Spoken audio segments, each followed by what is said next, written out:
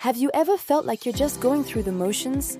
Life gets busy, days blur together, and suddenly you realize you haven't stopped to just breathe. You're not alone. Many of us get caught on this hamster wheel of work, chores, and responsibilities, forgetting to appreciate the good things right in front of us. But what if I told you there's a simple, scientifically backed way to change that? A practice that can boost your happiness, reduce stress, improve your sleep, and even strengthen your relationships. It's not a magic pill, but it's pretty close. It's the practice of daily gratitude and reflection. And today, I'm going to share a super simple 5-step framework to build a powerful daily practice that actually sticks. This isn't about adding another complicated task to your to-do list. It's about creating a small, meaningful pocket of time just for you, to reconnect with yourself and the world around you. So, if you're ready to feel more positive, present, and purposeful, stick around. Before we dive into the steps, let's quickly talk about why this is so important. When we intentionally focus on what we're grateful for, we're literally rewiring our brains.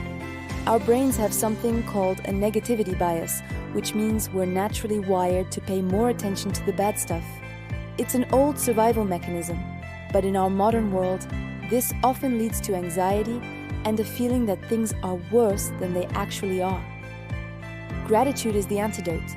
It trains our brain to scan for the good, creating new neural pathways that make positivity our default setting. Reflection, on the other hand, helps us learn from our experiences, both good and bad, so we can grow and make better choices tomorrow.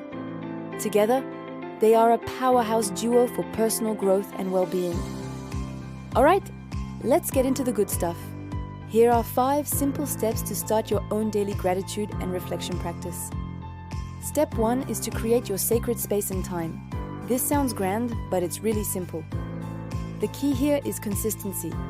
You need to choose a time and a place that you can realistically commit to every single day. For some, this might be first thing in the morning, with a cup of coffee before the rest of the world wakes up. For others, it might be the last thing you do at night, to decompress from the day. There's no right or wrong answer. It's about what works for you. Your sacred space doesn't have to be an altar with candles unless you want it to be. It can simply be your favorite chair, a corner of your desk, or even just sitting in your car for 5 minutes before you walk into the house. The goal is to create a signal for your brain that says, okay, it's time to pause and reflect. By making it a consistent ritual, it becomes a habit, just like brushing your teeth. You won't have to rely on willpower. It will become an automatic and cherished part of your day. Step 2 is to choose your tool. How are you going to capture your thoughts? Again, the best tool is the one you'll actually use.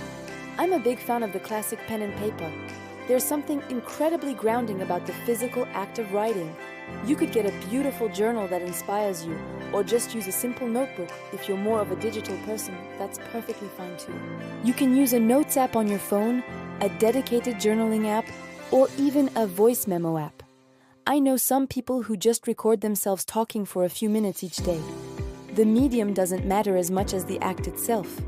The point is to get the thoughts out of your head and into a tangible form. This externalization is crucial. It helps you see your thoughts more clearly and prevents them from just swirling around in your mind. So, pick your weapon of choice, a pen, your keyboard, or your voice, and have it ready in your sacred space. Now for step 3, and this is where the magic really starts, the 3 good things exercise. This is the core of the gratitude part of your practice. It's incredibly simple, but profoundly effective. Each day, your task is to write down 3 specific things that went well and why they went well. The key here is specificity. Don't just write, I had a good day. Dig deeper. Maybe it's, I'm grateful for the delicious cup of coffee my partner made me this morning because it was a small, thoughtful gesture that made me feel loved. Or, I'm thankful for the 10-minute walk I took during my lunch break because the sunshine felt amazing and it cleared my head. See the difference?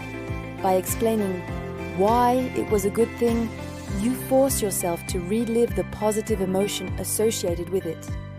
This isn't about listing huge accomplishments.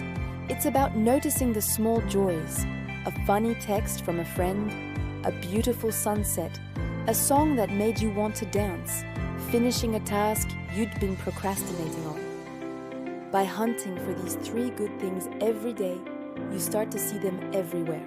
You train your awareness to spot the positives you might have otherwise missed. Moving on to step 4, we add the reflection piece. After you've listed your 3 good things, ask yourself 1 or 2 simple reflection questions. This is where you process the day and set intentions for the future. The questions can change, but here are a few powerful ones to get you started. One great question is, what was one challenge I faced today and how did I handle it? This isn't about dwelling on the negative. It's about acknowledging that life isn't always perfect and recognizing your own resilience. It helps you see challenges as learning opportunities. Another fantastic question is, what is one thing I could do tomorrow to make the day even better? This is forward-looking and proactive. It puts you in the driver's seat of your life.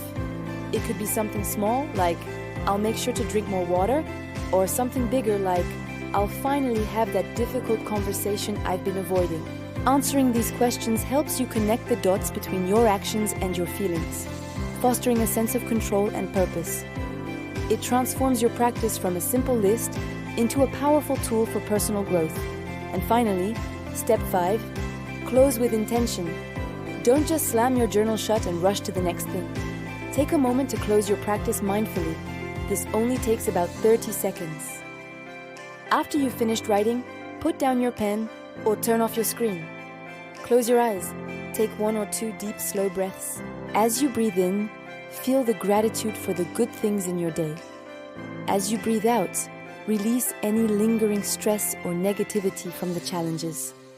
You can even silently say a simple phrase to yourself, like, "Thank you for this day," or "I am ready for a peaceful night's sleep," or "I will carry this positive energy into my morning." This final moment acts as a seal on your practice. It anchors the feelings of gratitude and clarity you've just cultivated, helping them stay with you long after you've left your sacred space. It's a beautiful, calming way to transition back into your day or ease into your night. So let's recap the 5 steps. 1. Create your sacred space and time. Consistency is your best friend. 2. Choose your tool. Pen and paper, an app, your voice, whatever you'll actually use. 3. The 3 good things exercise. Be specific and explain why. 4. Ask a reflection question. Learn from challenges and plan for a better tomorrow. And 5. Close with intention. Take a deep breath and seal your practice. I know starting a new habit can feel daunting, so my advice is to start small. Don't try to write a novel every day. Just aim for 5 minutes. Set a timer if you need to. 5 minutes of focused gratitude and reflection is infinitely more powerful than 0 minutes. Over time, as you start to feel the benefits, the increased calm, the deeper appreciation for your life, you'll naturally want to spend more time with it. It will become less of a chore and more of a treat, a daily act of self-care that you look forward to. And remember to be patient and compassionate with yourself. You might miss a day. It happens. Don't beat yourself up. Just pick it back up the next day. This isn't about perfection. It's about practice. It's about showing up for yourself day after day and choosing to focus on the good. This simple 5-step routine has the power to fundamentally change your perspective and your experience of life. It costs nothing, takes only a few minutes, and the return on investment is immeasurable. You deserve to feel happy, peaceful, and fulfilled. This is a practical way to claim that for yourself. Thank you so much for watching today. I hope you feel inspired to give this a try. If you do, I would love to hear about your experience in the comments below. What's one small thing you're grateful for right now? Let's get a wave of positivity going. And if you found this video helpful, please give it a thumbs up and consider subscribing for more content on living a more mindful and intentional life. I'll see you in the next video.